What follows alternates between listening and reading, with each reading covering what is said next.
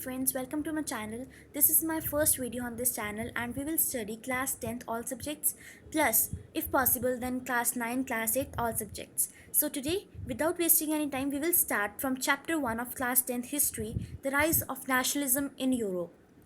The rise of nationalism in Europe as it stands, it refers to the rise of nationalism, the feeling of nationalism in the people living in Europe and how there are so many countries in the European continent.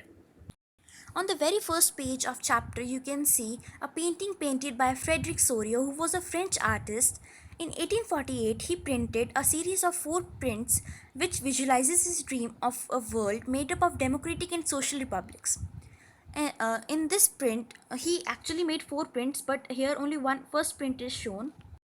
And this first print shows the people of Europe and America, all men and women of all ages and of all social classes, that are marching in a long line, and they pay homage to the Statue of Liberty. Here Statue of Liberty stands for freedom. It stands for liberty. That is showing the liberty. French Revolution, in the French Revolution, many people, many artists personified liberty as a female figure, and they hence personified liberty as a female figure in the picture also as a Statue of Liberty. And the Statue of Liberty carries the torch of enlightenment in one hand and the Charter of Rights of Men in the other. Here, the torch of enlightenment stands for giving the people of Europe and America the way to freedom. On the earth, as you can see here, I will zoom it. Wait. You can see here there are the remains of the absolutist institutions. The question arises, what are absolutist institutions? Actually, they are the dead remains of the monarchical government that was, you can remember it as CMR. You can remember it as CMR. It refers to a form of government, a monarchical form of government, that was C for centralized, M for militarized, and R for repressive. Again with me, centralized, militarized, and repressive. Okay, and Frederick Sorio had an utopian vision. So here utopian means a vision of society that is so ideal that it is unlikely to be happen. Means it cannot actually exist. Now, if I suddenly want India to be a corruption free, to be a pollution free, to be a poor rich discrimination free, can it be happen? No. But it is my utopian vision to view this. Here, as you can see, all the people of Europe and America carries their own flag with their own national costumes, and the states or the nations which are passed by the Statue of Liberty are United States and Switzerland. This means that United States and Switzerland were already nation state by 1848, and they are followed by France, which is actually standing on the near the Statue of Liberty, and they are paying homage to Statue of Liberty. Means they are not actually a nation, they haven't become a complete nation, but they are on the edge of becoming a nation. And followed by France, it is Germany. As you can see, Germany has its flag as red, black, and golden. But interestingly, at that time when Sorio created this image, German people did not yet exist as a united nation. The flag they carry is an expression of liberal hopes in 1848 to unify the numerous German speaking principalities into a nation state under a democratic constitutions. Following the German people are the people of Austria, the Kingdom of Two Sicilies, Lombardy, Poland, England, Ireland, Hungary, and Russia. And as you can see from the clouds or heaven, the Christ, saints, and angels are gazing upon the scene, and they are used by the artist to symbolize fraternity among different nations of Europe and America. Moving on to the next page, we have a very important source. As you know that board papers are now MCQ, so source based questions are very important. We will not read this, but only one thing is important in this para, that plebiscite, a direct vote by which all the people of a region are asked to accept or reject a proposal. Actually, in this source, it is given that a French philosopher was there, whose name was Ernest Renan, and He tells the people, he makes a lecture on what makes a nation and what is the nation. Here in this essay, it is part is given, and here Renan criticizes the notion that uh, a nation is formed by a common language, race, religion, or territory. By opposing this notion, uh, Ernest Renan claimed that a nation is one which is formed by long past of sacrifices and devotion.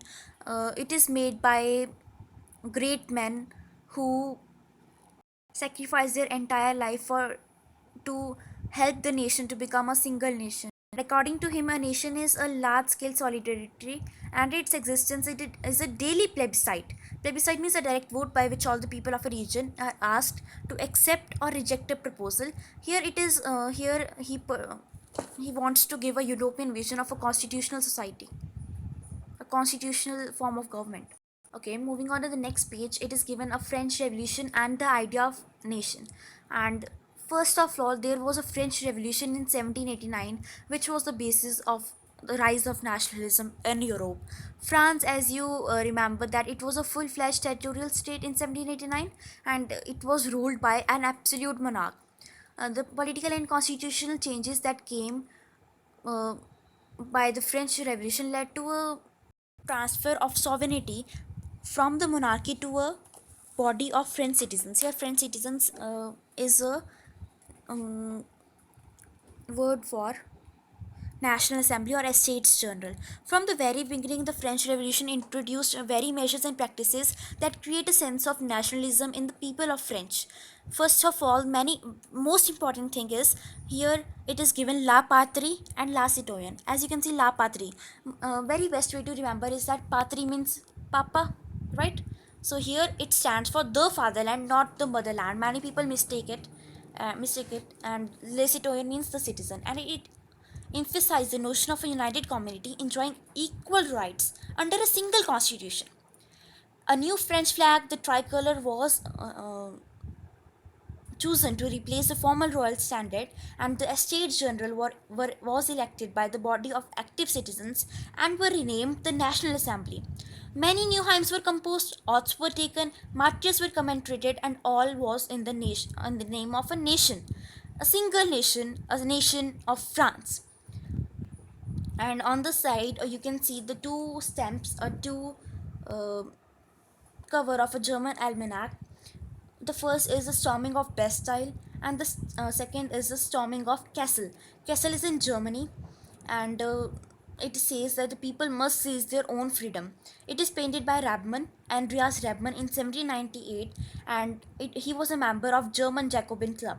He has a nationalism feeling, so he was an artist. To create a nationalism feeling in people of Germany, he designed this cover of German almanac. Many reforms were made during the French Revolution of 1789. It is given in the second paragraph. I have already read some. Let's repeat it. First, La Patrie and La Citoyen. The second, new French flag, the tricolor. Third, National Assembly. And fourth, a centralized administrative system was placed. And fifth, uniform laws for all citizens were made. Sixth, internal custom duties and dues were abolished. Seventh, a uniform system of weights and measures were adopted. Eighth, regional dialects were discouraged, but it was spoken and written in Paris, and it was declared the common language of the nation of France. Don't need to be afraid. We will study about this further in Napoleonic Code of 1804. It was the revolutionaries of France declared that it was a mission, it was a responsibility of the French nation, of the French people, to liberate all the other parts of the Europe from despotism. Despotism means the exercise of you can say absolute power, especially in a cruel but oppressive way in which a single entity rules with absolute power. Normally, that entity is an individual, the despot, which is called the despot. It is a form of government actually. As the news of French Revolution of 1789 spread, As the French Revolution of 1789 spread across the Europe, many people, many educated middle class began to set up Jacobin clubs, and the French armies were moved into Holland, Belgium, Switzerland, and much of Italy in the 1790s, and this resulted in the outbreak of the Revolution Wars, and the French armies began to carry the idea of nationalism abroad to all the other countries of Europe. Moving on to the next page, we have a map of France, the map of Europe after the Congress of Vienna, and we will study about the Congress of Vienna in next, you can say next pages, and with the widespread of the territory and the feeling of nationalism in the people of France. Napoleon was a military ruler and he established dictatorship in France. Though a return to monarchy, Napoleon had no doubt destroyed democracy in France, but the administrative field he had incorporated revolutionary principles in order to make the whole system more rational and efficient. He made a civil code of 1804. In 1807, it was changed to Napoleon Code, and it had a very good response by the people as it abolished all the privileges on birth, established equality before law, and secured the right to property. And this code, the Napoleon Code, was spread across the Europe. And Napoleon simplified administrative divisions, abolished the feudal system, and freed peasants from serfdom. Serfdom means slavery and manorial dues. Guild restrictions were removed. Many people don't know the meaning of guild restrictions. It is association. To form association, it were removed. Transport and communication systems were improved. Peasants, artisans, workers, new businessmen, and all other middle class, new educated middle class enjoyed a newfound freedom. Businessmen and small scale producers began to realize that uniform methods, standardized weights and measures, and a common national currency would facilitate the movement and exchange of goods is very nice from one place to another. But when the military went into many countries of Europe, it became clear that the new administrative arrangements did not go hand in hand with the political freedom. Increased taxation, censorship, forced conscription into the French armies required to conquer the rest of Europe all seemed to outweigh the advantages of the administrative changes. And in the next page we study all about this. In the image many people would like to know about it. It is a painted by German painter Caspar Fritz. When the French armies went into Germany, they uh, didn't compete with the people of Germany, as they were seen as a hope for liberalism, as a hope for nationalism, but they are here portrayed as an oppressors, as he sees a peasant's car harass some young women and force a peasant to um, come down to his knees. And this is not all good. They are carrying a tree of liberty, but it is not standing straight. Take freedom and equality from us, the model of humanity, it says, and it is a sarcastic reference to the claim of French as being liberators who opposed monarchy in territories they entered. So from here, our first part of this chapter is completed. Hope you like it. If you like it, please share and subscribe and like the video. And if you have any doubt, please let me know in the comment section. Thanks for watching.